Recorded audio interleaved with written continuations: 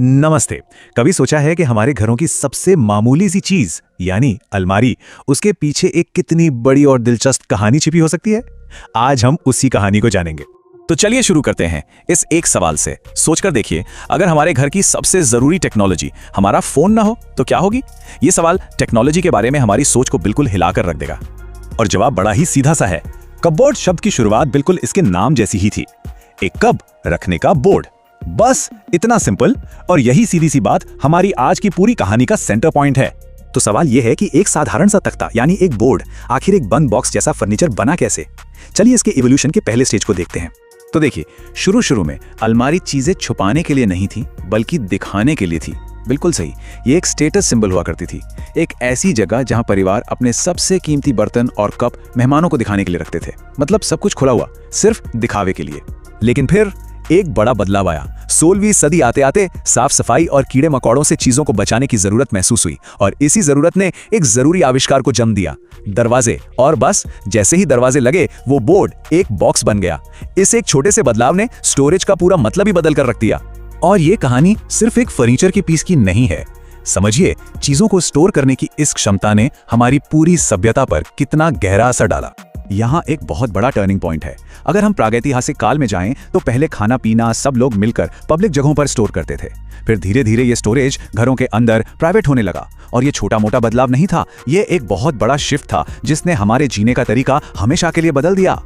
और ये कोट इस बात को कितने सही तरीके से बताता है। मतलब फूड स्टोरेज में मास्टरी हासिल करना सिर्फ एक सुविधा नहीं थी, बल्कि ये हमारी सभ्यता की नींव थी, फाउंडेशन।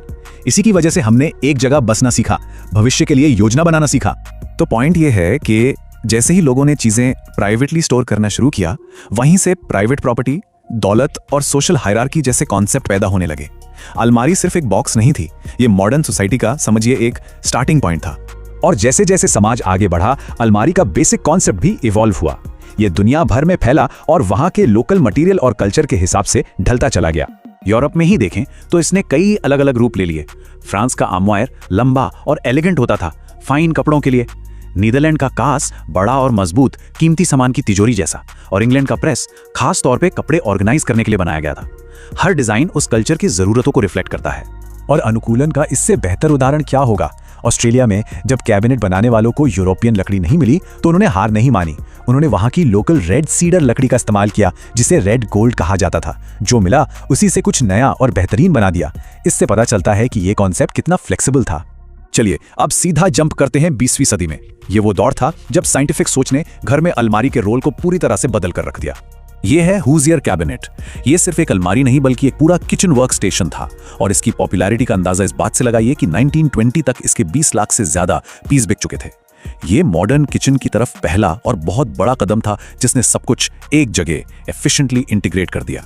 और यहां से चीजें थोड़ी साइंटिफिक हो जाती हैं। लिलियन गिलब्रेथ जैसे पायनियर्स ने फैक्ट्री की एफिशिएंसी वाले आइडियाज को किचन में अप्लाई किया।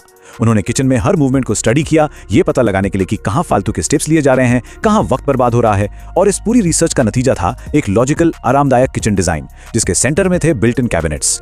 ये एक असली गेम चेंजर था।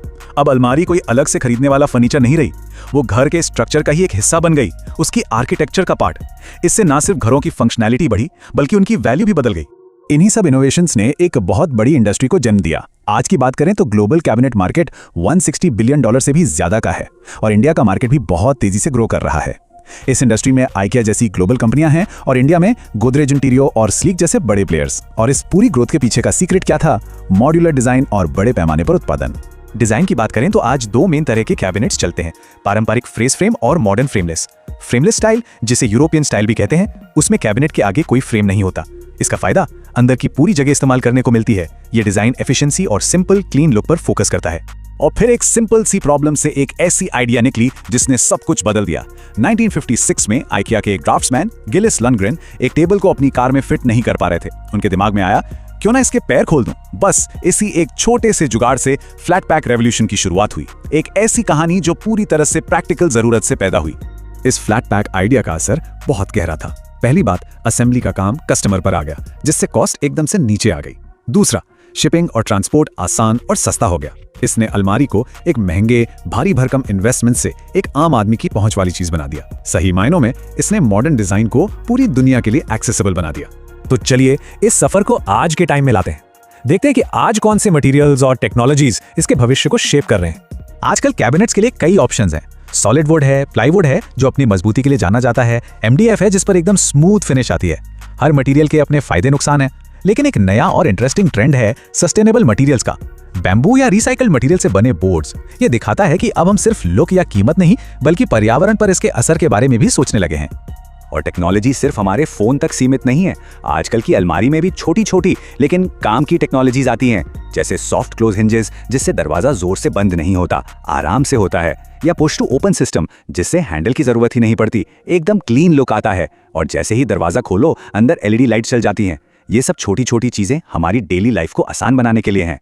तो देखिए, एक सिंपल से बोर्ड से शुरू होकर एक इंटेलिजेंट सिस्टम तक का सफर, अलमारी की कहानी एक तरह से हमारी खुद की कहानी है।